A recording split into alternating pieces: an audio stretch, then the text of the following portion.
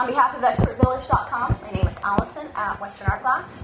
And in this segment, we're going to be talking about a pattern for a stepping stone and getting as much glass as we need for that pattern.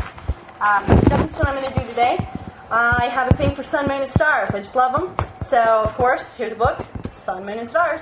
This is just a typical stained glass pattern book from my local stained glass store. So, anyway, I'm going to be doing this sun right here, somewhat of similar colors because, to me, suns are pretty much yellow and red. Anyway, you find your pattern. This pattern here, they actually give you these lines over here so that you can get this photocopied off and attach it down here on the perforated lines.